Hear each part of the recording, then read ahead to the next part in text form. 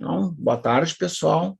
Hoje é o estudo dirigido de aterosclerose, do bloco 3 de doenças circulatórias. No Robbins, em português, da nona edição, ele corresponde à página 491 a 501. Tá? É importante vocês darem uma boa leitura, olharem os esquemas, ali tem diagramas bem interessantes, ali os desenhos estão muito bem explicativos, porque é fundamental entender a aterosclerose, porque ela é base, a maior causa de morte no mundo ocidental, que são as doenças cardiocirculatórias, especialmente infarto agudo do miocárdio e acidente vascular cerebral, né? AVC, o famoso derrame, né? Como falam os leigos. Então, há algumas coisas que são interessantes da gente comentar. Vocês tiveram aquele questionário serve como base para o estudo dirigido, né?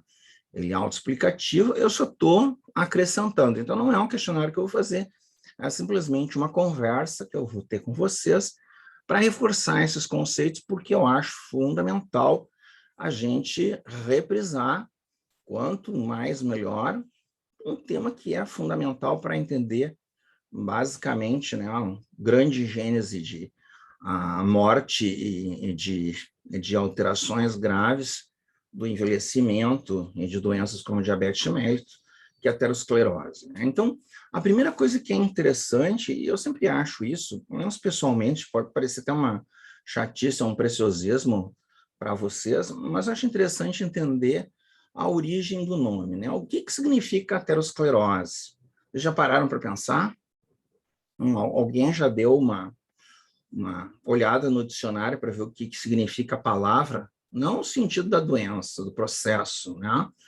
Porque esclerose é fácil, né? Esclerose é uma coisa dura. Então, esclerose, em grego, é endurecimento. Mas o que é atero? Que, na verdade, não é atero como em português, é com TH. E TH, em grego, se lê como TH em inglês. É atheros, né? Aquele tom, assim, que parece um F com a língua no meio dos dentes, né?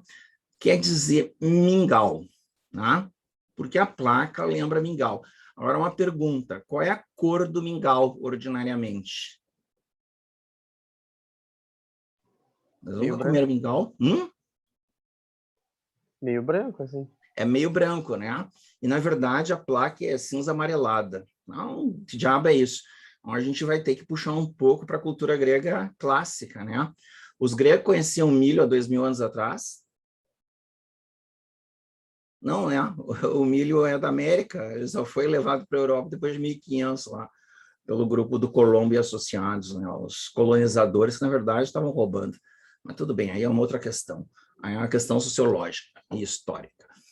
O que os gregos comiam, na verdade, era mingau de aveia. E o mingau de aveia, se vocês já viram, né, ou se gostam de comer, eu gosto muito de mingau.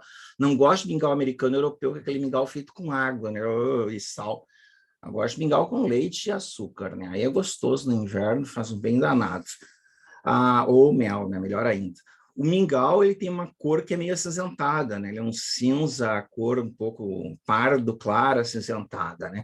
E ela é floculenta. E é isso que é. A placa de ateroma, quando cortada, ela tem essa aparência que lembra muito o mingau. Mas ela tem uma coisa bastante curiosa na macroscopia. Quando vocês estão fazendo uma necrópsia, geralmente não se manda a aorta para exame macroscópico cirúrgico, né? Se faz, geralmente, em mesa de necrópsia. Quando a gente está abrindo a aorta, e por acaso a tesoura de abrir vaso, vocês cortam em cima da placa, é algo impressionante, absurdo, o fedor que tem essa placa por dentro. E não é um fedor de podre, é um fedor de cocô. É algo horroroso. Né? Ela tem um fedor medonho, uma das coisas mais fedorentas que eu conheço. Então, há uma coisa interessante da gente reconhecer o conceito, até para ver da onde que tiraram essa ideia, né? A primeira coisa, né? Qual é o conceito de ateroma, né? O que é ateroma?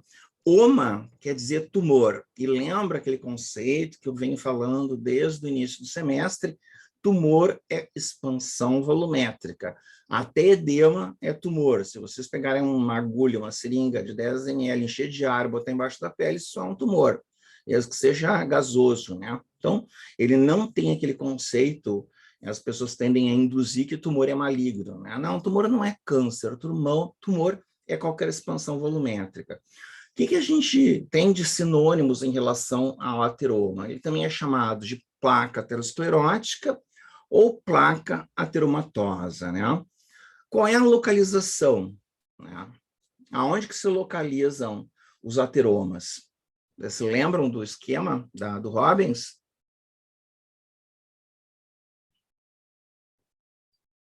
Questão de prova. Dentro da parede, qual é a camada que é afetada? A íntima. Íntima, né? Elas são subintimais em artérias. E isso vai levar uma expansão, o que é mais mole? Para dentro da luz, né? Então, ela vai fazer uma protrusão, uma barriguinha de grávida, em direção à luz do vaso. Como é que ela é formada, né? Qual é a constituição? E também é uma questão de prova, né? O que faz morfologicamente, microscopicamente, a lesão. Ela é basicamente constituída de uma cápsula fibrosa. Essa cápsula ela é variável, pode ser fibrose, pode ser proliferação de músculo liso e pode ser uma mistura dos dois. E um centro necrótico amolecido, grumoso, que é o tal mingau de aveia, constituído de restos celulares, lipídios que podem ser extracelulares na forma de cristal de colesterol, que vai aparecer em negativo como se fosse um grão de arroz, então é uma mancha branca, na verdade, incolor, né? Parece branca no microscópio.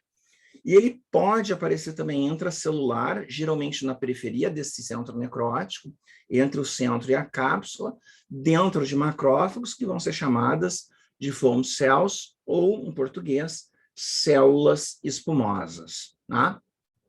Só que isso é variável. Vocês podem ter uma aterosclerose, basicamente só com proliferação de camada muscular lisa, porque ela tem fases. Ela tem fases, elas têm apresentações, isso difere de indivíduo para indivíduo. Mas, normalmente, externamente, cápsula fibrose e internamente o centro necrótico com os cristais de colesterol e na periferia, né, da necrose, entre a necrose e a cápsula, as células espumosas. Além disso, né, na cápsula fibrosa, a gente encontra também células inflamatórias. Tá? Parte do centro necrótico é só debris celulares. Em adição às células musculares lisas, a gente tem macrófagos, os macrófagos fagocitando lipídio, que são as células espumosas, linfócitos e a presença de tecido conjuntivo, colágeno, elastina, proteoglicanos e mesmo neovascularização. Porque lembrar, toda aterosclerose é um processo de cicatrização. Eu falei para vocês, é uma inflamação. Ela vai se organizar como se fosse uma cicatriz. Tá? Bom, outro ponto que a professora gosta de salientar em prova e para a vida, e isso é importante para quem for fazer medicina interna, quem for fazer cardiologia, intensivismo, emergência, que são as identificações dos fatores de risco em relação, né, à prevalência de aterosclerose e que, obviamente, vai levar, mais cedo ou mais tarde, a doença cardíaca isquêmica oclusiva, né, pela oclusão. Então, esses fatores de risco que foram estudados, né, aqueles estudos gigantescos, aquelas análises prospectivas, que é o estudo de Framingham, né, o Framingham Heart Study nos Estados Unidos, estuda a população há meio século praticamente. Esses fatores de risco, eles foram classificados em alguns grandes grupos, tá? E eles foram separados em fatores de risco ditos constitucionais ou não modificáveis, e os grupos de risco, os fatores de risco chamados de modificáveis. É óbvio, né? Eu vou atuar como médico nos modificáveis. Então, é importante reconhecer os fatores de risco constitucionais, porque esse a gente vai tentar manusear, né? O que eu chamo de gerenciamento de erros, porque alguns deles são impossíveis. Então, importante, né? Genética. A história familiar é o fator de risco, talvez isolado, mais importante de todos. Existem alguns tipos de doenças que elas são praticamente a assinatura de um risco de desenvolvimento de aterosclerose e doença isquêmica, né, como infarto agudo do miocárdio, que são as hiperlipidemias familiares, né, aquelas pessoas que têm lipídios aumentados. Mas a maioria dessas doenças, elas são de herança poligênica, né? Idade. A idade é uma coisa que, dependendo, a gente vai passar, né? Então, mais cedo ou mais tarde. Só tem uma alternativa, que eu digo, a evitar a velhice, né? É morrer cedo. Não é uma alternativa muito boa. Né? Não é uma boa, como é, uma boa alternativa para se escolher. Então, inevitavelmente, todo mundo vai ser velho um dia, né? Eu sempre digo, eu estou há 2 anos e meio de 60 anos, eu estou assim, vibrando para fazer 60 anos, porque eu vou entrar na fila especial do avião, né? Entra primeiro. Já é um ganho, né? Já olho pelo lado bom. Idade é importante porque a placa ateromatosa, a doença aterosclerótica, ela é uma doença basicamente progressiva. Ela vai piorando com o tempo. Então, quando eu vejo uma consequência, um indivíduo que teve um infarto agudo do miocárdio, a doença não começou agora, a doença começou há 40 anos atrás, quando ele tinha 16, 20 anos de idade. Né? Então, dependendo, né, de uma série de fatores genéticos, constitucionais e modificáveis. Então, é uma doença progressiva, a gente tem que entender isso, ela vai necessitar tempo, bastante tempo, para se manifestar clinicamente, maior parte do tempo, inicialmente, ela é absolutamente silenciosa, vai se manifestar por volta dos 40, 60 anos de idade, principalmente que é o pico, né, da incidência do infarto agudo do miocárdio. Tá? Então, é interessante essa variabilidade, porque alguns fatores podem acelerar, hiperlipidemia, né? Eu já vi um menino de 13 anos infartar porque ele tinha uma hiperlipidemia monstruosa, né? Tinha uns triglicerídeos assim que o sangue dele, o soro era branco, parecia leite, né? Então, é uma coisa importante, assim. Infarto é uma coisa rara em paciente pediátrico, fora situações excepcionais, como vasculites afetando coronárias, que existem. Mas a gente tem que investigar, mas quase sempre tem histórico familiar. E é interessante porque esses pacientes com esses diferentes tipos de lipídios aumentados geneticamente, elas muitas vezes são pessoas magras, elas não são pessoas obesas, né? Então, frequentemente são pessoas que têm dietas ultra saudáveis, vegetarianos, comem só alface, e tem problema de triglicerídeos. Então, a genética pode ser terrível para esses pacientes. Idade, né? Além de tudo, a idade, o fator de idade, existem algumas coisas interessantes, porque existe a senescência de todo o sistema circulatório.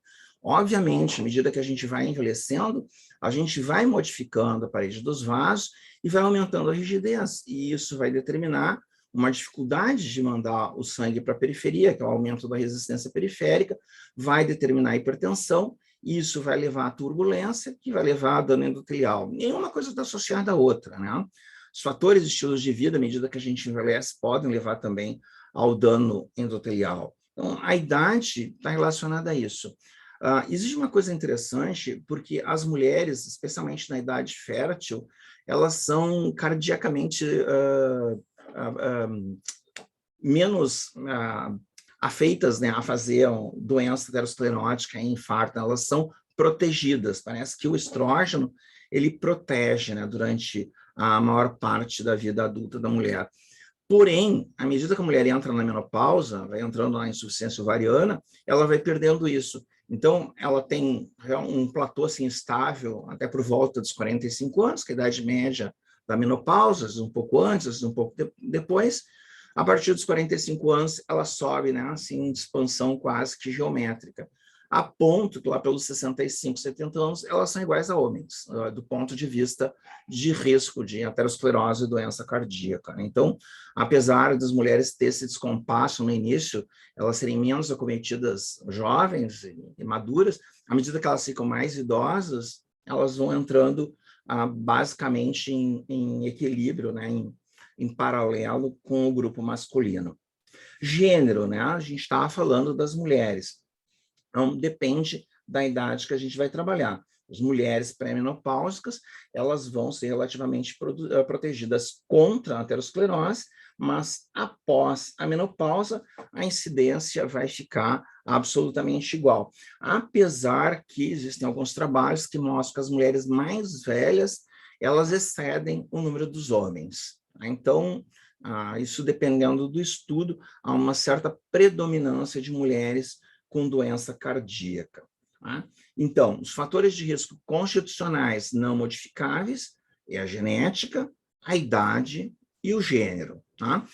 Eu sempre insisto em dizer que gênero aqui é uma questão biológica, não é uma questão sociológica, não é uma questão psicológica, não é uma questão do ponto de vista da identidade de gênero, né? Porque a gente tem hoje várias outras identidades de gênero, trans, goi, gay, lésbica, tudo, e a gente tem que entender, a gente fala de biológico, é a mesma coisa que o conceito de raça, né? Eu falei para vocês, não existe raça biológica, raça é um conceito mais social, que tem a sua importância, assim como gênero tem sua importância. Mas eu estou falando de biologia, e a biologia, infelizmente, é conservadora e machista nesse aspecto, né? A gente tem que ser um pouco tolerante, porque também, tadinha, ela não tem culpa disso. Fatores de riscos modificáveis. Importante, eu posso, como médico, e devo atuar sobre esses fatores de risco. Então, mais importante, hiperlipidemia, especialmente o aumento do colesterol. O colesterol disparado é o mais importante de tudo. Então, ele é o fator, talvez isolado, dos modificáveis mais importante, mesmo na ausência de outros fatores, especialmente hipercolesterolemia isolada, pode iniciar aterosclerose, não precisa ter mais nada, só isso já é suficiente, e é importante que vocês tenham a fração mais relevante para causar a doença aterosclerótica, que é qual delas? LDL, HDL, VLDL, IDL, vocês lembram? LDL alto? LDL, né? O LDL, o low, ele é o pior de todos, né? E o HDL tem fator contrário, ele é protetivo. Então é só lembrar, né, que um colega meu muito religioso usava para guardar isso na cabeça, né? High fala a favor do céu, então é bom, e low fala a favor de inferno para baixo, então é mal, né? Então, a maneira, como é que é boba, mas a gente lembra o resto da vida, porque isso aí foi há 40 anos que eu escutei essa história dele, né?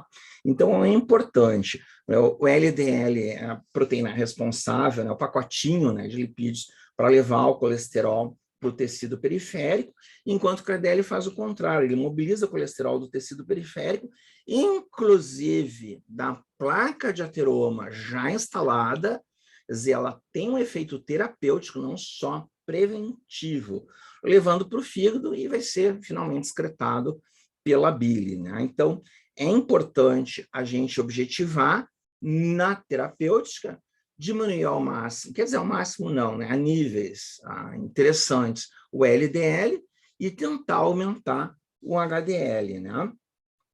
Como é que a gente baixa o LDL? Quais são as maneiras que a gente tem para reduzir LDL? Mais eficientes, né? Não adianta ficar tomando estatina, porque estatina daí já estou jogando lá adiante, né? Estatina eu deixo por último. Dieta e atividade física. Mais importante no LDL é dieta, principalmente evitar consumo de alimentos ricos em colesterol e em gordura trans. Tá? Então, é fundamental a gente reavaliar a dieta. O HDL, como é que eu posso melhorar o HDL? Consumindo ácidos graxos poliinsaturados, como ômega 3. Uhum. Não sei os outros agora, talvez oleaginosas. O mais importante é o que tu falou antes, exercício físico. Exercício físico é a melhor coisa para HDL, até melhor que dieta, porque a dieta ela funciona para fazer o balanceamento dos LDLs, do LDL e do HDL, mas ela não é assim tão eficiente para todo mundo. Ela funciona em alguns, não funciona muito bem em outros. E o que a gente vai procurar é consumir ômega 3. Aonde eu encontro o ômega 3?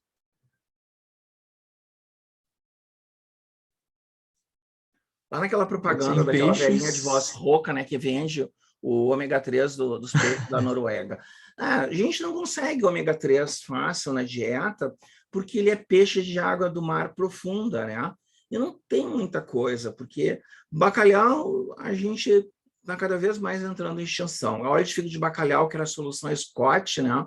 Loção Scott, aliás, que era um marinheiro segurando um peixe nas costas, quem é mais velho se lembra bem disso, que era horrível, davam para as crianças. O óleo de rícino, né? Óleo de fígado de bacalhau é isso, né? É rico em ômega 3. A gente tem em alguns peixes, principalmente fígado de tubarão, e não salmão, como as pessoas acham, mas a versão marítima, né, do salmão, que é o salmonete. O salmão de água doce não é tão interessante. O problema é que o salmonete, ele quase que só tem no hemisfério norte, né? Ele não é criável como aqui em criador, e ele é extremamente caro para a gente trazer, né? Então, não se consegue. Além disso, a gente tem que tomar um pouco de cuidado, que salmão que se vende aqui no Brasil, principalmente salmão chileno, nada contra o Chile, mas frequentemente salmão dito chileno, ele não é salmão, tá? Eles são peixes que são salmonizados, que se dá alta carga de beta-caroteno para ficar com carne cor de laranja. Geralmente é truta, que é um peixe bom, mas é um peixe bem mais barato, e se vende como salmão. Então tem que tomar um pouco de cuidado, porque nessa parte de peixe a gente fica a dever. Mas é bom comer sardinha. Mais ou menos, né? Porque sardinha em lata não serve para nada. Ela também não é rica em ômega 3. Então, as alternativas que sobram para a gente é através de consumo farmacológico, né? Manipular ômega 3, apesar que tem marcas comerciais muito boas, e uma alternativa que se tem que é excelente, se vocês quiserem colocar na dieta para vocês, é um pouco caro, mas é a melhor coisa em termos de ômega 3, é óleo de krill, né? Krill é Krill, é um crustáceo também que existe em água gelada dos mares do norte. Então, isso aí também é algo bastante interessante se colocar na dieta. Então, a gente pode trabalhar modificando o perfil lipídico através de dieta, consumo de ômega 3 e exercício físico. Nozes, sementes oleaginosas também participam e são interessantes de consumir. Mas você sabe que a gente tem que comer assim, tipo, uma castanha do Pará por dia, 2 nozes por dia, né? Os nutricionistas são sádicos. Quando está começando a gostar, tu não pode comer mais, né? Então, é uma coisa assim que tem que ser extremamente controlado. Uma outra coisa também que é interessante, né? Consumo moderado de álcool. Etanol é muito bom, né? Principalmente o vinho tinto, que é rico em resveratrol, né? Que é um polifenol que é presente na uva, principalmente nessa uva mais roxinha, e é extremamente útil também para baixar os lipídios, né? Só que consumo moderado significa, no máximo, 1,5 taças por dia, né? E as pessoas tomam uma garrafa inteira. Não é. É para tomar. E não precisa ser todos os dias também, 3 vezes por semana, dias alternados, ou tomar no final de semana, já está muito bom. Não gosta de álcool? Pode trocar por suco de uva orgânico. Também funciona, que é uma beleza. Mas o álcool parece que tem uma função aditiva, né? Em pequenas quantidades, o álcool etílico ele tem função protetora antioxidativa, principalmente para o endotélio. Além disso, o controle dos outros fatores de risco, em especial obesidade e tabagismo, também vão levar à diminuição do LDL. Então, a gente tem múltiplas formas de atuar sobre o perfil lipídico. Então, primeiro, perfil lipídico, hiperlipidemia. Segundo, hipertensão arterial. E aí vale tanto o nível sistólico quanto diastólico. Paciente hipertenso tem risco aumentado, disparado, em relação a pacientes normotensos. Esse risco chega a ser calculado em 60 vezes. Tá? Então, não é um risco baixo, é um risco bem importante para a doença cardíaca isquêmica obstrutiva por aterosclerose, certo? E aí tem aquela discussão, né? Quais são os níveis pressóricos normais, 12 por 8. Tem gente já querendo baixar, né? Além disso. Então, é extremamente importante a gente fazer a avaliação periódica, mesmo jovem, porque nada impede que a gente tenha algum outro fator, a doença renal, isso leve a um aumento da pressão, né? E muitas vezes ela é genética também, ela pode estar associada a algum fator genético, por isso que ela é dita essencial, né? Essencial é aquilo que eu falei para você, da confissão de ignorância, pode estar associada a alterações lá na produção do óxido nítrico nas células endoteliais, existem vários fatores, né? Ela também é multifatorial. Terceiro, tabagismo, né? Eu sempre falo para as pessoas, isso vale para aluno e vale para paciente, que a gente pode pecar, ter algum pecado de vez em quando, não acho que seja algum problema. Eu gosto de comer churrasco, come moderadamente uma vez por mês.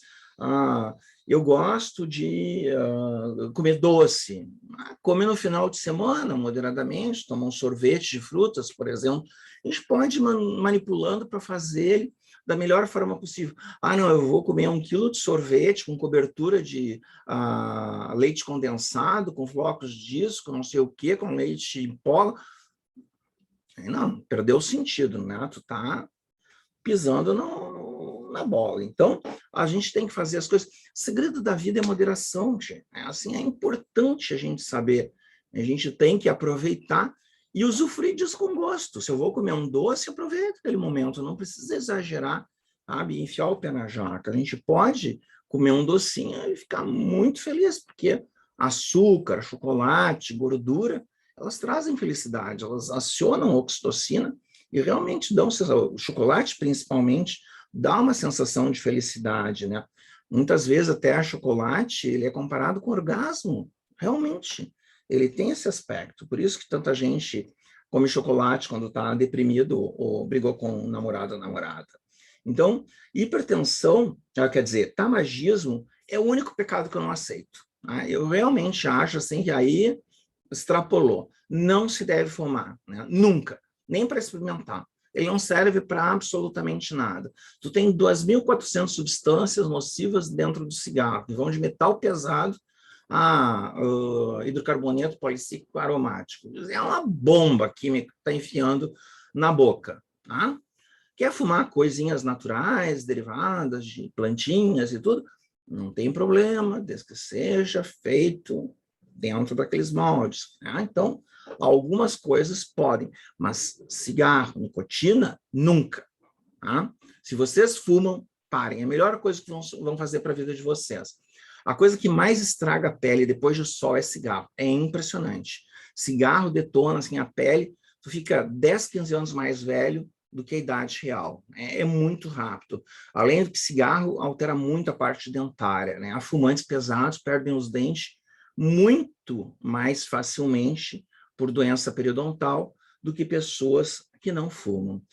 Além do tabagismo, né? A gente sabe que o consumo prolongado por anos de uma carteira ou mais por dia vai dobrar a taxa de morte causada por doença cardíaca isquêmica.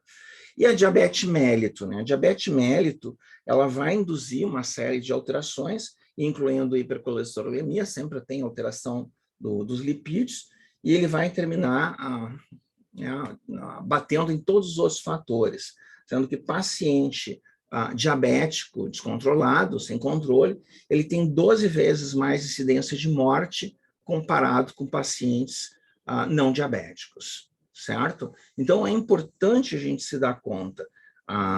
Muitas vezes são pacientes que têm a síndrome metabólica, pequenas alterações no metabolismo do glicídio, não controlam, porque não sentem nada, não tem polispsia, não tem poliúria, não tem os sintomas clássicos. Mas é importante da gente fazer controle tal do check-up, mesmo quando jovem. Eu acho que a partir dos 30 anos, a cada 5 anos, a gente merece fazer uma boa avaliação e a partir dos 45 anual. Então, isso é fundamental. Óbvio que se tu tem alguma outra doença crônica, né, tu vai fazer isso desde cedo, desde sempre, ou se tem fator genético, é sempre bom fazer uma avaliação, começar a pensar em fazer exame de esteira, fazer aqueles mapas, que é o controle 24 horas dos valores pressóricos, ver se tu não tem apneia do sono, você sabe que quem ronca tem maior risco de morte cardíaca. Tudo isso é fundamental para a manutenção da saúde do coração e dos vasos. Então, lembrando, fatores de risco modificáveis envolvem hiperlipidemia, hipertensão arterial, tabagismo e diabetes mellitus, tá? Esses 4. Que mais? O que está faltando aí? Vocês não sentiram falta de alguém nesse grupo dos 4? Não deveria ter um 5º? Qual é o que todo mundo assim acha que está assim, notadamente ausente nesse grupo? Inflamação. Não, obesidade. Todo mundo acha que obesidade é fator de risco modificável importante. Ele não é dos 4 mais importantes. Ele é secundário. Agora, obviamente, todo obeso tem síndrome metabólica, é um status pró-inflamatório, tem hipertensão, é diabético ou pré-diabético, né? Então, obesidade por si só não é causa direta maior, mas indiretamente ela termina induzindo todas as outras alterações. Então, fatores de risco adicional, beleza, que tu falou agora, né? Inflamação. Por quê? A esclerose é uma doença inflamatória. Tá? E a gente, sabendo manusear o que a gente não sabe ainda, não adianta se encher de anti-inflamatório, vocês não vão modificar. Então, ainda não está, até porque boa parte dos anti-inflamatórios não esteroides, principalmente o grupo dos inibidores da COX-2, COX-1 já até nem existe mais no mercado. Os da COX-2, quase todos já foram proibidos. Eu comecei tomando o Vioxx, né? O Vioxx foi o primeiro a ser proibido. Depois eu não me lembro o que eu tomei, aí foi proibido. Agora eu estou tomando Celebra, né? O Celebra também já está sendo olhado de lado. E não tem muito mais no mercado. Tem o Celebra mais um injetável, que é só para uso hospitalar. Então, é muito difícil a gente entender ainda como é que se faz manuseio de processo inflamatório de vaso a longo prazo, né? Mas a inflamação, ela vai estar presente em todos os estágios, desde o início até o final da placa aterosclerótica, porque ela é ligada desde a formação, o processo de formação da placa, a própria fibrose, da formação da cápsula fibrótica, uma cicatrização, até as complicações, que é a ruptura da placa, né? Que é uma das formas graves de apresentação. Então, é interessante porque a gente tem um informante sorológico que a gente, do sangue, né? A gente pode usar ele como marcador de risco cardíaco, que é a proteína C reativa. Então, o PCE, ou proteína C reativa, ele mede a inflamação, os processos inflamatórios, de uma maneira sistêmica. Ele é extremamente simples e extremamente sensível, é utilizado para fazer estratificação de risco, né? E isso a gente vai ver de acordo com o nível. Se ele for muito alto, ele geralmente fala a favor de processo inflamatório agudo ou agudizado, então tem que tomar cuidado, né? Mas existe lá uma tabelinha. Eu até posso ver para vocês depois a tabela de risco, porque isso os laboratórios sempre fornecem quando a gente faz. Ele está relacionado à expressão da interleucina 6, né, atuando na resposta imune inata, né, ligada, então, às bactérias, ativação da via do complemento, da via clássica do complemento, e ele é um fator de risco considerado independente para infarto agudo do miocárdio, para acidente vascular cerebral, para doença arterial periférica e até para morte súbita. Até porque a maior causa de morte súbita é justamente infarto agudo do miocárdio, né? A outra é o tromboembolismo pulmonar com aquele êmbolo maciço em célula, né, que os pacientes levam a mão no peito, que é uma das coisas que mais dói e morrem, e aí é confundido com o infarto agudo do miocárdio. Mas existem outras causas de morte súbita que não exatamente infarto agudo do miocárdio.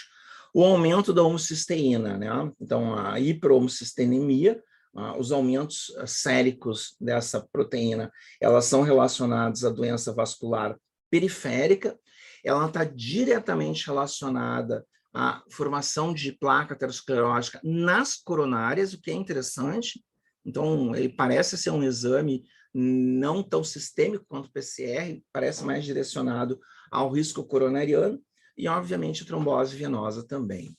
Então, cisteína entrou no mercado há algum tempo e é extremamente importante.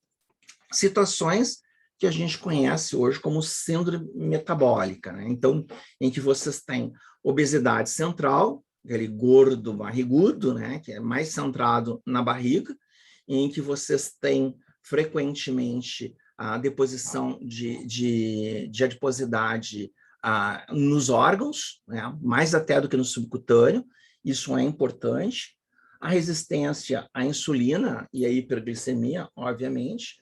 A dislipidemia, quando a gente tem o aumento do LDL e a baixa do HDL.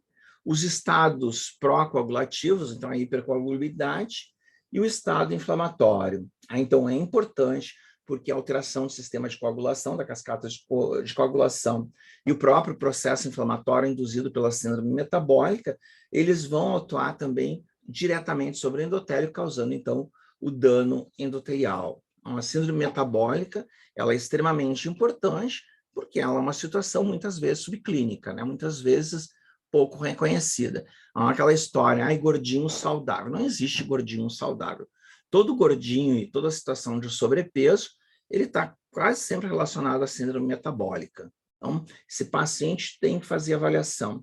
E a lipoproteína A, que é uma forma alterada do LDL, ele contém, então, a apoproteína A, e ele tem um risco aumentado, mesmo que o paciente tenha níveis de LDL normal. Tá? Então, a gente faz dosagem separado. E, às vezes o paciente tem níveis lipídicos normais, mas a lipoproteína A está aumentada, bom, está ralado também. Tá? Então, é importante porque ele é um marcador separado, certo? Então, a gente tem que avaliar esses outros fatores. Obviamente, existem algumas outras coisas que eles também vão participar de uma maneira indireta e menos entendida, né? Então, uma das coisas que a gente trabalha é estresse, né? Estresse da vida moderna, situações em que a gente tem, né, uma vida agitada, em que existe esse sobressalto o tempo todo, né? A típica o paciente médico intensivista, né? Que tem que acordar correndo, em 3 segundos tem que estar acordado para atender uma parada cardiorrespiratória, né? Putz, a adrenalina vai lá nas cucuias, né? Dormem mal, ritmo circadiano é esculhambado, isso altera bastante. Todas as situações da vida moderna, vida desregrada, sem poder ter tempo de fazer exercício físico, sem ter uma alimentação, eu não gosto de dizer saudável, mas mais próxima do normal, até para não ser assim, comida orgânica, esse tipo de coisa.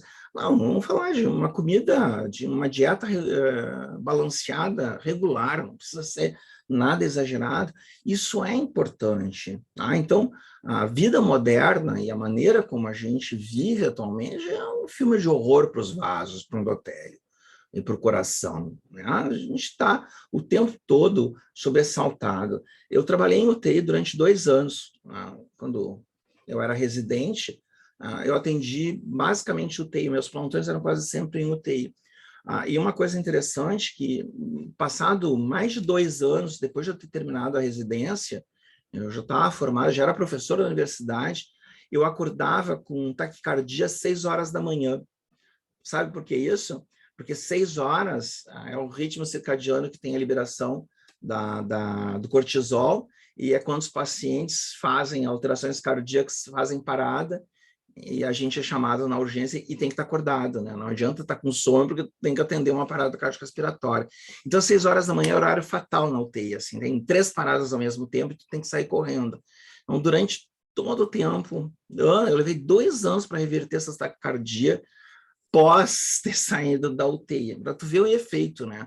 E eu não era intensivista, eu era simplesmente residente. Tá?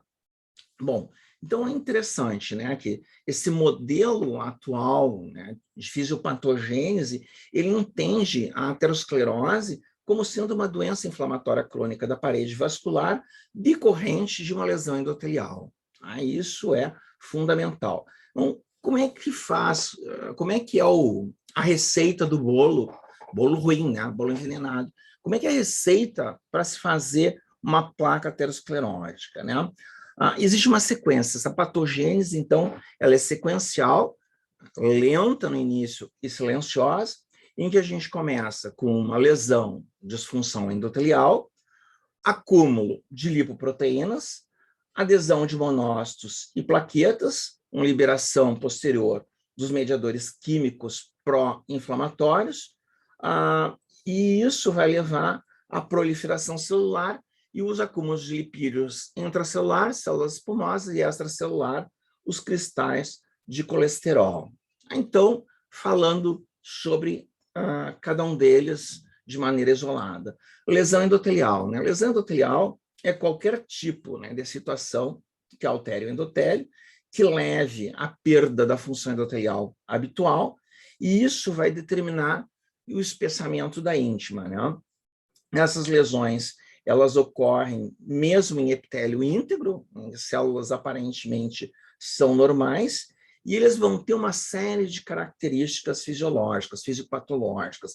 Eles vão ter um aumento da permeabilidade vascular, um aumento da adesão leucocitária, a expressão gênica, né, vai ser alterada, e ele está relacionado especialmente como causas dessa lesão disfunção endotelial, os distúrbios hemodinâmicos, que vão levar a turbilhonamento, né, e ação mecânica contra a parede, e a hipercolesterolemia, né, as alterações dos lipídios por si só determinam também disfunção endotelial. Bom, depois a gente tem os distúrbios hemodinâmicos, né? Então é interessante ver a distribuição, a localização das placas ateroscleróticas. Elas não são distribuídas de maneira aleatória, elas têm uma preferência, por exemplo, pelos ósteos, né, dos vasos, pelos pontos de ramificação. Na aorta, ela ocorre mais localizada na porção posterior, né, na parede posterior da aorta. Por quê? Porque esses são locais em que o fluxo habitualmente é mais turbulento. Então, toda vez que vocês tiverem agitação, essa ação mecânica hemodinâmica é suficiente a longo prazo a determinar dano e disfunção endotelial. Tá? Depois, a gente tem os lipídios nas situações que a gente chama de dislipidemia. Então, as alterações, anormalidades das lipoproteínas, aumento de LDL, diminuição da HDL, aumento da lipoproteína A, vão ser causadas por uma série de fatores, né? Principalmente envolvendo mutação nos receptores de lipoproteínas ou A-proteínas, ou eventualmente condições, né, em algumas situações, que vão determinar o aumento de lipídios circulantes. Isso ocorre na síndrome nefrótica, no alcoolismo, em pacientes com hipotiroidismo, na diabetes mellitus, que é aquela doença que esculhamba tudo, né, porque ela é fisiopatológica, tudo que vocês imaginarem está alterado em diabetes mellitus. Então, é importante, né? Porque, assim, o que determina, o que nos leva a acreditar, né? Quais são as evidências da importância desse aumento do colesterol? Primeiro, o colesterol é o lipídio que predomina nas placas ateroscleróticas, tanto dentro, né, de colesterol, quanto fora das células, né? Os cristais de colesterol. Todas as situações genéticas, defeitos genéticos que levam à hiperproteinemia, elas determinam a aterosclerose acelerada, que é o caso da hipercolesterolemia familiar, aquele caso do guri de 13 anos que tinha infartado. Doenças que causam a hiperlipoproteinemia, como diabetes mellitus e hipotiroidismo, também vão determinar a aterosclerose prematura. E existem dados epidemiológicos que vão correlacionar os níveis séricos de colesterol total e de LDL. Então, a gente vê diretamente essa relação. Por outro lado, se eu reduzir o colesterol sérico através de dietas ou drogas, que é o caso das estatinas, do grupo das estatinas, como a simvastatina, eu vou diminuir a taxa de progressão de aterosclerose, posso, inclusive, reduzir o tamanho das placas e diminuir o risco posterior de doença cardiovascular, doença isquêmica e morte por doença cardiovascular. Então, é alguma coisa que eu vou trabalhar, obviamente, medindo o risco-benefício, porque as estatinas elas têm uma série de efeitos colaterais, então elas não devem ser usadas a torto direito, porque eu gosto de comer churrasco. Eu gosto de comer churrasco, eu vou guardar isso uma vez por mês, em vez de ficar tomando estatina. Tá? Não é assim, não vou utilizar uma droga simplesmente para poder botar o pé na jaca. Tá? Aí a gente tem que ser coerente. De novo, né? Eu vou dar um conselho de gente velha para vocês, né? Eu, 60 anos é idoso, estou quase idoso. O que importa é qualidade de vida, não é quantidade. Eu não quero morrer com 100 anos. Eu prefiro morrer com 80 com uma boa qualidade de vida. Se eu estiver transando com 80 anos, eu vou estar feliz para burro, né? O resto, tudo que vier depois, é lucro. Tá? Então, é importante a gente ter essas noções de que a gente deve fornecer ao paciente a melhor qualidade de vida. Ah, é chato fazer dieta? Claro que é chato. Ah, é ruim fazer exercício físico? Olha, depende. Eu acho agradável. Eu gosto de fazer exercício físico, porque ele libera endorfina, é uma droga orgânica grátis e que a gente produz e não vai ser preso por causa disso e que dá um barato tão bom quanto. Eu durmo com uma beleza depois do exercício físico. Uma hora de elíptico é uma noite de 8 horas de sono para mim sem remédio. Tá? Então, eu tenho muita falta, sinto muita falta quando não faço exercício, certo? Então, é importante, né, a gente montar essas estratégias de tratamento do paciente, sempre pensando começar pela prevenção. Eu não vou começar a tratar um paciente com 80 anos, eu vou começar a tratar ele com 16, 17, 20 anos de idade. O ideal é isso, né, que o pediatra ele já faça o tratamento preventivo, né, começando fazendo não prescrição, mas fazendo a apresentação de uma dieta balanceada, de exercício físico regular, tomar um vinhozinho espumante de vez em quando, tá? Ter uma vida boa, sociável, tá? Isso é importante, é fundamental para nós. E nós médicos temos uma vida extremamente desregrada, inclusive, às vezes a gente sacrifica a família, amizade e amores em função da profissão, e está errado, né? A gente tem que cuidar um pouco isso. Como é que a hiperlipidemia vai colaborar para desenvolvimento da aterogênese, né? Bom, ela está relacionada à disfunção endotelial, ela diminui a função endotelial pela produção justamente daquelas espécies ativas do oxigênio, né? Os famosos radicais livres. E isso vai determinar a diminuição da produção do óxido nítrico e vai prejudicar a ação do óxido nítrico de vasodilatação, né? Você se lembra que eu falei para vocês, isso também é importante porque vai causar hipertensão arterial, né? Que ele está dentro da gênese. E é fundamental porque vai levar ao aumento da resistência periférica, tudo isso vai determinar mais disfunção endotelial, então o aumento da pressão aumenta a turbulência, certo? Além disso, né, essas lipoproteínas, elas vão começar a ser acumuladas na íntima, elas são oxidadas por esses radicais livres do oxigênio e, posteriormente, elas vão ser fagocitadas pelos macrófagos residentes através de uma série de receptores chamados scavengers, e que vão levar à determinação das células espumosas, das foam cells, que são principalmente macrófagos, mas também células musculares lisas, né? A gente acha que só macrófago fagocita, mas células mesenquimais, elas também fagocitam, tá? Isso leva, adicionalmente, a estímulo para a secreção de fatores de crescimento, com mais recrutação de monócitos macrófagos até o local, e também da proliferação das células musculares, levando de novo ao espessamento subintimal. Eu falei para vocês, né, algumas placas são mais musculares, outras placas são mais fibrosas e inflamatórias. Buenas. Prof, Fale. essa diminuição de óxido nítrico, ela é sistêmica ou ela é localizada ali? Ela é sistêmica. Ela é sistêmica. Ela é sistêmica. Entendi. Porém, a placa aterosclerótica, ela vai ter localizações preferenciais, tá? Que eu vou chegar lá. Isso é uma boa questão de prova, tá? Existem 5 sítios que a gente tem que guardar na cabeça por ordem de apresentação. Eu vou ver se eu tenho no meu resumão, senão eu pego ali no livro, porque tá bem fácil de achar. Bom, a outra situação, né, que eu tenho um roteiro, senão eu me perco, começo a fazer digressão e falar de abobrice para vocês. Né? Perde aqui o objetivo. Outra situação, né? A gente tem, além disso, o papel da inflamação. Qual é o papel da inflamação crônica, né? No caso, crônica inata, na iniciação e na progressão da aterogênese.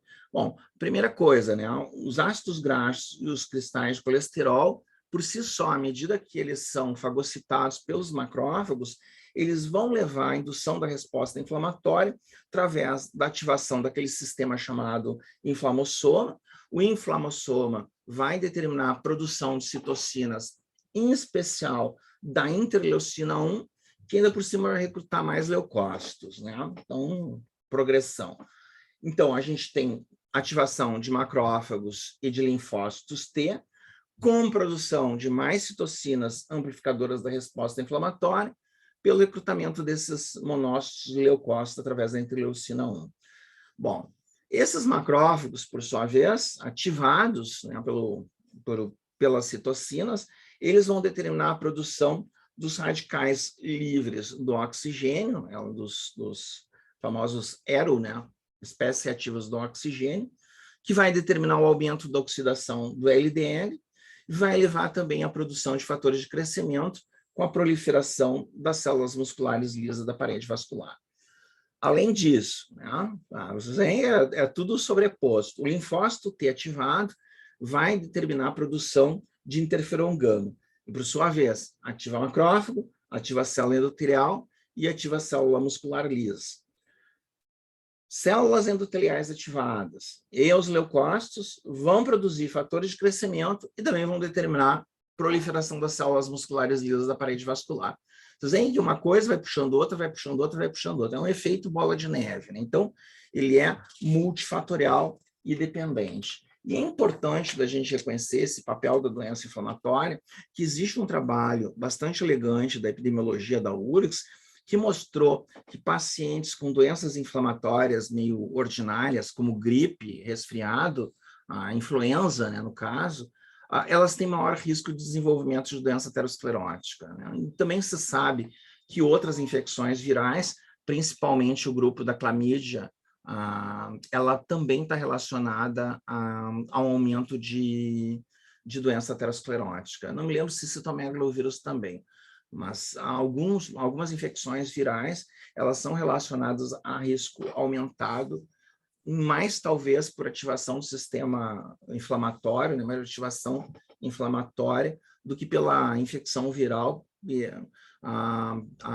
O citomegalo tem um tropismo para a célula endotelial, né, as outras nem tanto. Aí a gente tem, né, falado já as células musculares lisas da camada íntima, né? Qual é o papel delas na aterosclerose, né?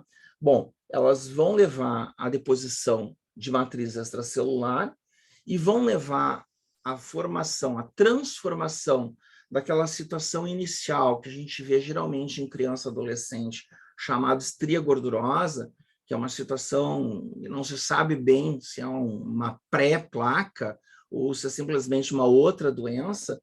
Ela vai levar essas situações a um ateroma maduro. Qual é a dúvida? É porque, assim, ateromas maduros, eles geralmente vêm de estria gordurosa, mas nem toda estria gordurosa evolui para ateroma. Alguns simplesmente não evoluem. Então, parece que são morfologicamente a mesma coisa, mas do ponto de vista fisiopatológico são coisas diferentes.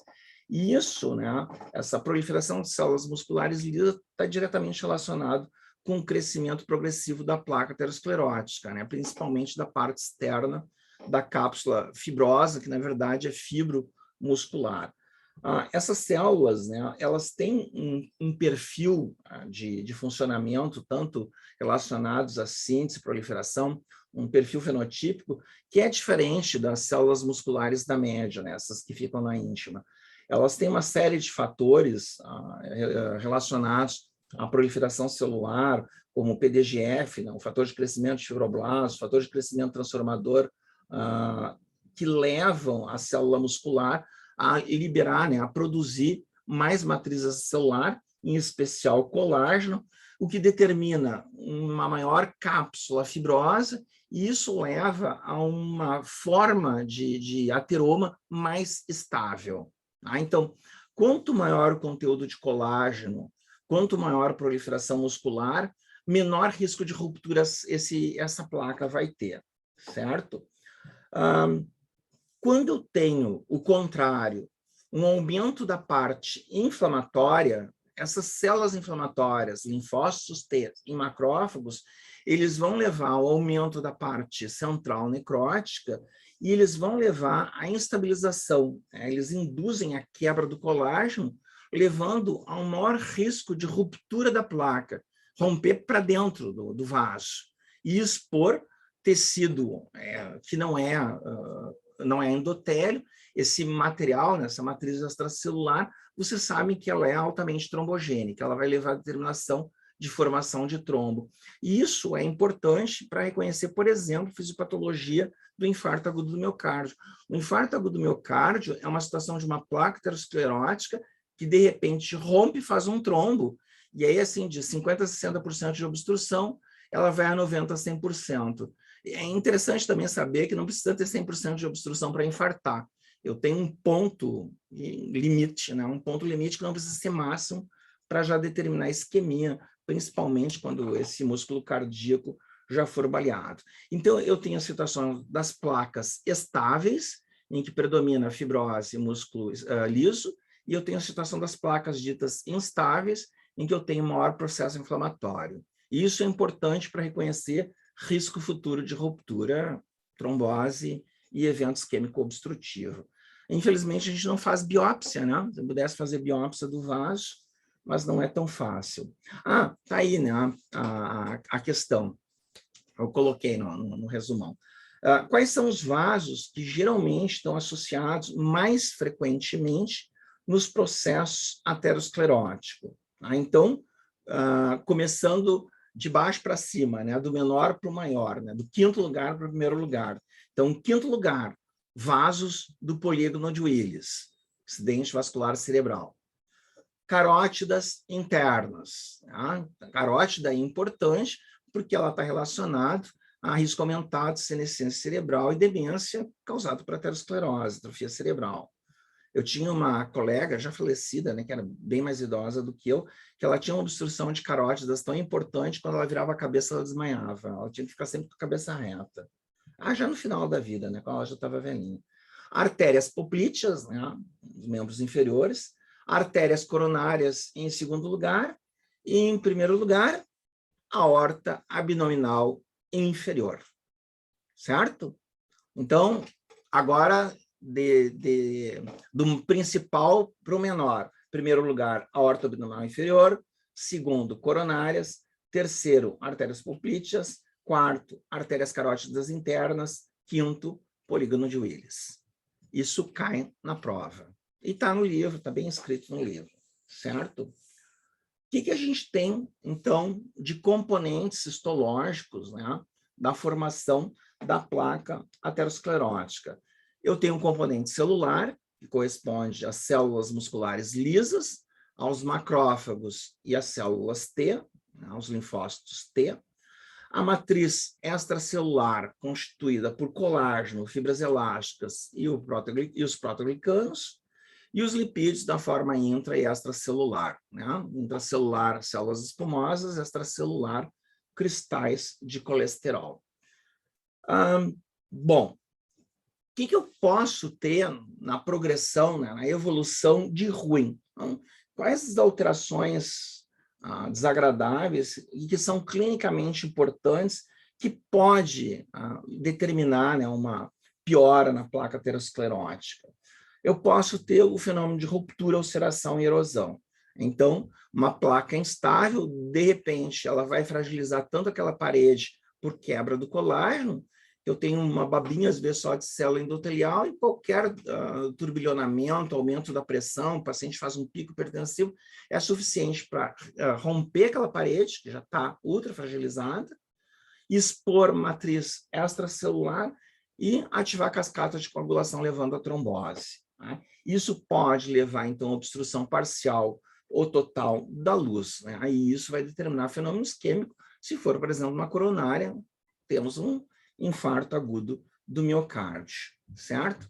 Essa trombose, ela pode ser reabsorvida posteriormente pela parede, pela placa, mas eventualmente vocês vão ver depois a evolução das tromboses. A professora deve ter falado, né, que a trombose ela pode recanalizar, mas ela nunca volta o que era antes, ela sempre fica com uma parcial obstruída, né? Às vezes volta 70%, às vezes não volta nem 10%. Vaso, principalmente vaso muito alterado, vaso muito aterosclerótico, às vezes fica uma peneirinha, né? Não serve para absolutamente nada.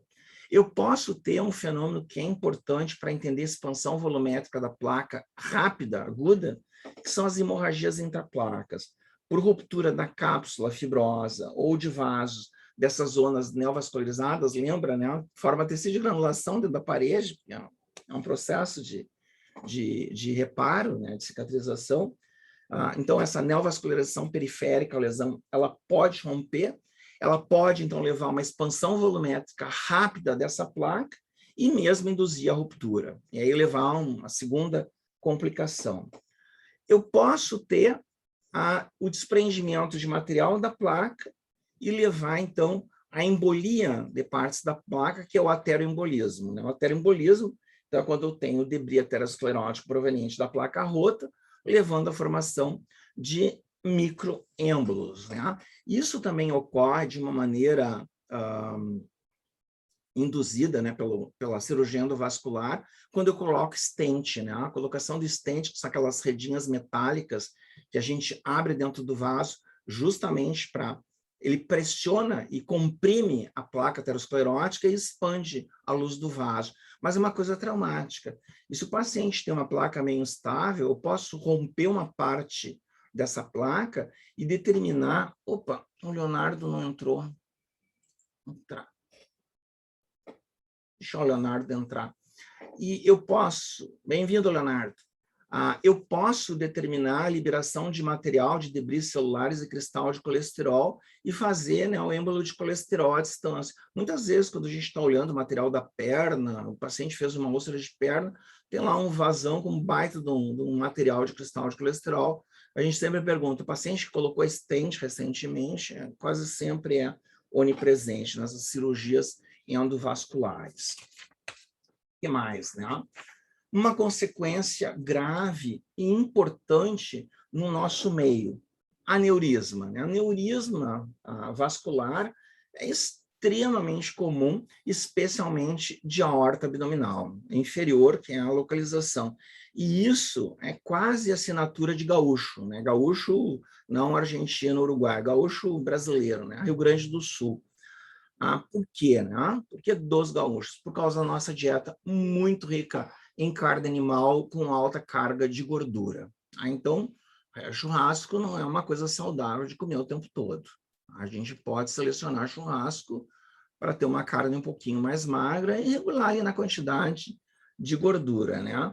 Então, é importante que ocorre... O que é aneurisma, para começar? Você sabe qual é o conceito de aneurisma? Tem um monte de coisa chamada de aneurisma, né? Qual é o conceito da aneurisma que vocês têm, que vocês acham que é?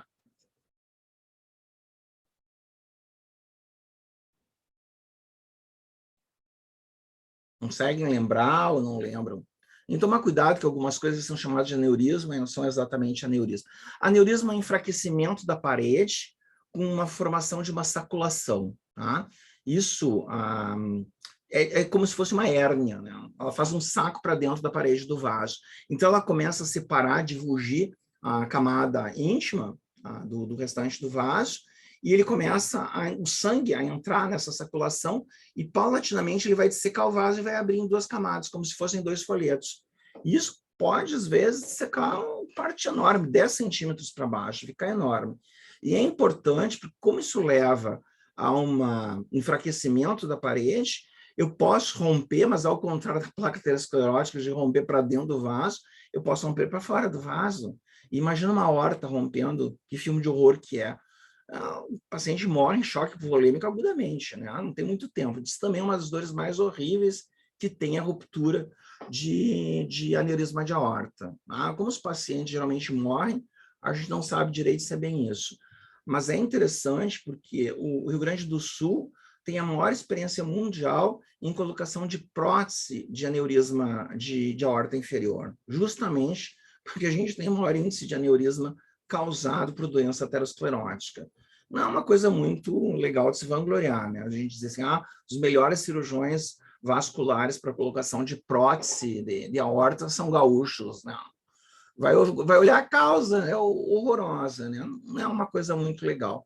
Então, é interessante, esses aneurismas, obviamente, também ocorrem em outras localizações, nem sempre eles são de causa aterosclerótica, eles podem ser causados, às vezes, por defeitos da paredes, por malformações, frequentemente isso acontece no sistema nervoso central, esses aneurismas do sistema nervoso central não são exatamente ateroscleróticos, então existem outras causas de aneurismas, mas eles vão levar, então, a aumento da pressão, atrofia isquêmica da camada média, com perda de tecido elástico, fraqueza e ruptura. Aneurisma é uma coisa, assim, que é importante da gente trabalhar, fazer prevenção, por exemplo, diminuição dos níveis pressóricos, para evitar a complicação. Aí vai chegar um determinado ponto que vai terminar indo para a cirurgia. Imagine que uma cirurgia de colocação de prótese aórtica é uma coisa brincadeira, né? Você tem que clampear a aorta por um tempo, cirurgia de risco, né? Um paciente depauperado do ponto de vista funcional, porque ele já tem uma doença aterosclerótica, tudo já está funcionando meia bomba, né? Já está funcionando de uma maneira não tão adequada. E, por fim, né, o que determina a ruptura da placa aterosclerótica? Por que, de repente, ela termina rompendo? Né? A ruptura é da placa, porque a parte central é material grumoso, amorfo, molenga, né, que é o mingau de aveia que eu falei para vocês. Isso está relacionado justamente à formação e degradação do colágeno, esse balanço entre formação, degradação, síntese e degradação, ele é fundamental. À medida que a gente tem a diminuição da formação das células musculares lisas, e substituição dessas células musculares lisas por cápsula fibrosa, processo inflamatório, lembra? Eu disse para vocês, cápsulas instáveis são as cápsulas inflamatórias, aquelas que têm maior conteúdo em macrófagos e linfócitos T. Esse processo inflamatório, ele leva à degradação do colágeno e, obviamente, estabiliza a placa. E, por si só, como isso é uma situação pró-inflamatória, toda a inflamação está relacionada à remodelação tecidual. Ela vai aumentar um conjunto de enzimas relacionadas a essa remodelação tecidual, que são as metaloproteinases. Então, o aumento da ação das metaloproteinases também está relacionado a um risco aumentado de fazer ruptura. Então, vocês têm síntese versus degradação, processo inflamatório, ação de metaloproteinases, perda das células musculares lisas. Também tem relação com alguns outros fatores extrínsecos. Um bastante estudado é o ritmo circadiano, porque a gente sabe que em determinadas horas, né, início da manhã, a gente tem o pico do cortisol, e isso vai determinar aumento da pressão, aumento da frequência cardíaca, e eventos frequentemente circulatórios têm uma predileção por esses horários, né? Estresse emocional é uma coisa que parece história, né? História, não história, história, mas é verdade. Eu tive um dos azares de estar de plantão no pronto-socorro, numa Copa do Mundo, que eu não me lembro agora que ano foi, acho que foi 1986, meu Deus do céu, há quantos anos, que o Brasil foi desclassificado pela Itália nos pênaltis, né? Se eu não me engano, nos pênaltis. E a questão de 10 minutos do final do jogo, apareceram assim 5 infartados ao mesmo tempo na ambulância, vindo de ambulância. Então, as pessoas se emocionam. E isso, fortes emoções, às vezes nem tão fortes assim, associadas, obviamente, a um perfil alterado, ele pode determinar um evento fatal, um evento grave, até mesmo fatal.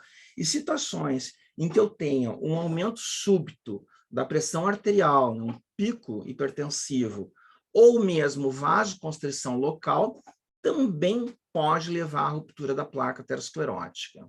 Então, é importante a gente entender que, de novo, são multifatoriais essas situações de causas que levam à ruptura da placa aterosclerótica. Não é uma coisa simples de ficar falando, né, rompe porque o paciente é velho, rompe porque o paciente tem uma situação mais inflamatória. Não, ela tem mais de uma explicação. Tá, pessoal? Basicamente, esse é um resumo. Eu queria fazer mais alguns comentários, assim, em relação à doença aterosclerótica. Eu mandei para o Wendel um artigo, agora de 2021, de nutrição, sobre justamente o papel da nutrição na doença aterosclerótica, prevenção de doença cardíaca. Eu acho legal de vocês darem uma lida, não precisa ser agora, vocês podem ler até daqui a um ano, se vocês quiserem, nas férias, quando tiverem tempo, porque isso vocês não vão usar somente nos pacientes de vocês. Vocês podem utilizar isso para vocês mesmos. Mudar a dieta é algo importante, porque vocês são jovens, vocês têm essa vantagem, né? Vocês estão no início da vida adulta, e isso é fantástico. Vocês têm o mundo inteiro para moldar, inclusive vocês mesmos. Vocês podem atuar, porque o legal é ter uma vida saudável, sabe? Eu sempre digo assim, a vida é curta demais para a gente perder tempo com um monte de bobagem. A gente perde tempo com status social, com tipo de carro, com tamanho do apartamento. A gente tem que ter uma vida boa, a gente tem que ter uma vida feliz, a gente tem que se sentir amado, seja por família, seja por entes não familiares, né? Namorados, namoradas, amigos, ficantes, o que for, né? É interessante. A gente tem que aproveitar essas coisas, a gente tem que ter algumas regras de vida saudável, fazer exercício, tomar um pouquinho de álcool, sabe? Aproveitar os bons momentos. A maior parte da vida, ou ela é completamente insossa, assim, não tem gosto, né? Qual é a graça, por exemplo, de pegar um ônibus? A não ser que eu olhar a paisagem, passar alguém bonito, tá? Hoje de máscara nem isso a gente tem mais. Mas a maior parte do tempo da vida, ou ela não tem grandes sabores, ou ela é meio desagradável, né? Não é muito legal, Porto Alegre, 40 graus no verão, suando, quem é que vai ser feliz, né? E aí, quando a gente tem um momento de alegria súbito, né? Aproveitem, aqueles 10 minutos por dia é algo que faz o dia. Não é o resto que é chato pra caramba, né? Isso é uma coisa interessante da gente se conscientizar, a gente ter essas consciências de aproveitar o momento e não ficar valorizando coisa que não vale a pena valorizar. Tá? Então, a gente tem que ter alguns bons hábitos de vida e sempre começar pela gente. Então, esse artigo de nutrição, eu passei também para a professora Raquel, né, ver se ela quer oferecer para os alunos, para os outros alunos, mas eu acho interessante vocês apresentarem, porque é uma maneira barata e natural da gente trabalhar com prevenção. A coisa mais barata que tem é comida, né? E a gente come todos os dias, o tempo todo, 3 vezes por dia pelo menos. O ideal é mais vezes, né? Dá umas 5, 6 vezes por dia, refeições pequenas e intervaladas a cada 3 horas. É bastante interessante de pensar nisso. Aquela coisa de jejum intermitente, eu realmente não sou muito fã de jejum intermitente. Eu acho que, Lu, é uma boa maneira de ter hálito cetônico, só isso. Tá?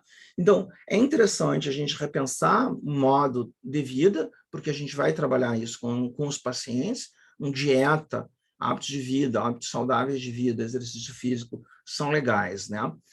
Outra coisa também que eu queria comentar, eu não sei, qual é o estudo dirigido de segunda-feira, por acaso você sabe, porque eu não falei com a Raquel hoje.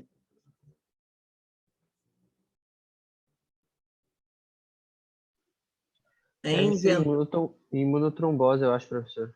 A imunotrombose, tá? Eu acho que eu tenho, porque como eu perdi o meu Gmail, eu tenho o mau hábito de não tirar do Gmail os arquivos, porque eu acho que eles são eternos e levei um tombo, perdi meu Gmail e perdi tudo que tinha nele.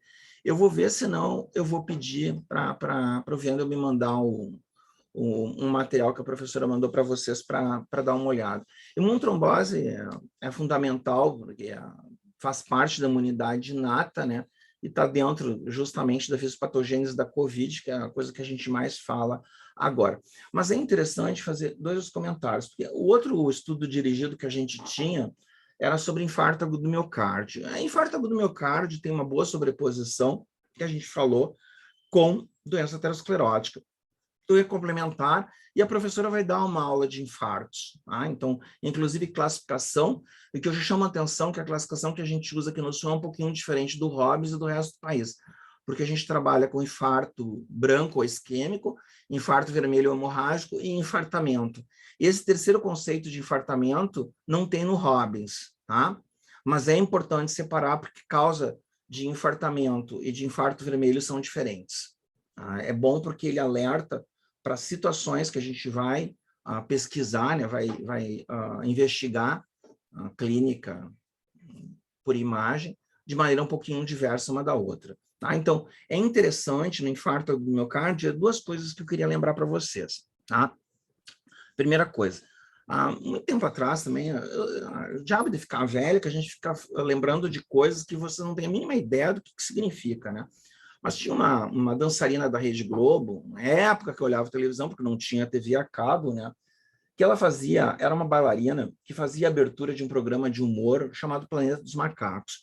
E ela era muito bonita, era um macaco descascando uma banana e ela saía de dentro da banana, só de biquíni, né? E ela era uma bailarina, ela tinha uma compleição física não só maravilhosa, como uma mulher que se exercitava 10, 12 horas por dia, né? Então, é interessante porque a Vilma Dias me marcou muito a história dela, porque chamou a atenção. Ela era uma pessoa assim, que tinha tudo para ser saudável. E ela infartou e morreu com 44 anos. Ela fez um infarto fulminante e morreu com 44 anos de idade, que não é uma idade de menopausada, né? A gente não diz pós-menopausa. Menopausa é tudo que acontece depois da insuficiência ovariana, né? Ela é uma data até o fim da vida. Então, ela não era menopausada, ela ainda estava dentro da idade fértil, começando uma menopausa. De qualquer jeito, ela estava fora da estatística.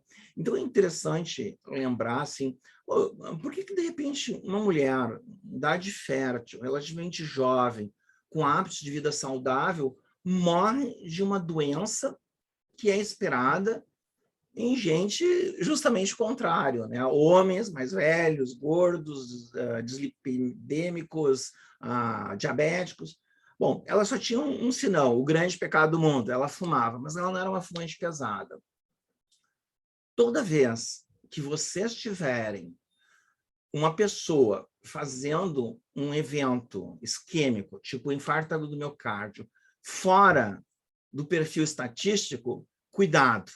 Esses pacientes têm maior risco de morrer. Então, é mais fácil morrer jovem do que morrer velho. Por que essa discrepância, essa aparente incoerência? Porque o velho, ele já fez circulação colateral. Eles são muito mais resistentes a infartos que pessoas jovens. Além disso, as mulheres, vocês vão ver na aula de trombose, acho que a professora falou sobre coagulopatias genéticas, né, relacionadas às mulheres, fator de Leiden, fator 5, aquela outra alteração, que, se eu não me engano, é 5, 10% da população feminina tem as duas, às vezes, ao mesmo tempo. Essas alterações de fator de coagulação, elas são muito comuns e frequentemente subclínicas, não diagnosticadas usualmente. E qualquer evento adicional, por exemplo, gestação, um procedimento cirúrgico, fratura com imobilização prolongada, tabagismo, pode determinar um evento isquêmico fatal. Né? Então, mesmo pessoas saudáveis, a gente tem que cuidar desse tipo de coisa e fazer avaliação. Essa aparente coisa assim, né? Coisa incrível, ela dançava pra caramba, fazia exercício, era magrinha e morreu. Fatalidade, né? Todo mundo morre um dia, mas a gente quer morrer saudável, né? E uma outra coisa também que é interessante é falar sobre doenças inflamatórias autoimunes, né? Doenças inflamatórias autoimunes, e aqui eu vou falar de lúpus eritematoso, tanto vale para lúpus eritematoso quanto para esclerodermia sistêmica progressiva, aquela forma de esclerodermia que dá o paciente com a síndrome CREST, que eu falei que é mais rara e bastante horrorosa, porque o paciente morre de maneiras bem miseráveis, né? Com insuficiência ventilatória, insuficiência cardíaca, arritmia, geralmente são umas coisas arrastadas e horrorosas. Esses pacientes que têm estados pró-inflamatórios causados por um distúrbio dito autoimune, como lúpus eritematoso não tratado, esclerodermia sistêmica não tratada, o mesmo retocolite ulcerativa, doença de Crohn, que eu tenho, espondilite anquilosante, São situações, obviamente, que tu tem a ativação de citocinas, e isso vai levar por si só a disfunção endotelial e aumento da aterogênese. Então, todo paciente com doença autoimune, ele acelera a doença aterosclerótica. E uma das coisas mais incríveis é que doença aterosclerótica, determinando obstrução vascular e perda de extremidade, amputação, é quase sempre de membro inferior. Lembrar que gangrena é uma isquemia, uma necrose de coagulação obstrutiva, geralmente por doença aterosclerótica, que é seca, é habitual, ou úmida, quando está associada a diabetes mellitus, mais processo infeccioso bacteriano, que é aquela do diabetes mellitus, né? Então, quando a gente vê amputação, habitualmente, não dizer quase 100%, é de membro inferior, é distal de membro inferior. Quando vocês tiverem assim, a excepcionalidade de ver amputação de braço por doença aterosclerótica, pode apostar que esse paciente tem doença autoimune. Tá? Essa é a regra. Não ver doença aterosclerótica levando amputação em paciente só com doença cardíaca. Tá? Então, é algo que é importante da gente avaliar e lembrar quando vai fazer tratamento desses pacientes, porque eles têm que fazer a avaliação dos riscos cardíacos, PCR, por exemplo, justamente para trabalhar num estado menos inflamatório possível. Tá? Crueldade, né? Para vocês verem como as coisas são cruéis. Aquela famosa história de se correr o bicho pega, se ficar o bicho come. Boa parte dos anti-inflamatórios utilizados nessas doenças envolve inibidores da COX, que aumentam o risco cardíaco e aceleram a aterogênese. Então, tanto a doença quanto a cura terminam levando ao aumento do risco cardíaco. E, por fim, só para dar mais um plus adicional, que a gente está fazendo uma aula grande, eu tenho uma reunião que eu estou atrasado, na verdade, eu estou atrasado para 2 reuniões. Só para lembrar para vocês, muitas vezes a gente tem pacientes jovens que fazem fenômeno obstrutivo não aterosclerótico em coronária, determinando infarto agudo do miocárdio, por espasmo, por vasoespasmo. Isso frequentemente é idiopático, geralmente em mulheres mais jovens, sem causa nenhuma, mas uma causa bastante comum que a gente tem é a overdose de cocaína. Então, cuidado, cocaína é vasoconstritor, pode levar a infarto. Certo? Muitas vezes, teve até um ator da Globo aí, morreu de noite, geralmente estava fazendo o famoso karatê boliviano, né? Batendo carreira. Certo, gente? Então, fechar a gravação.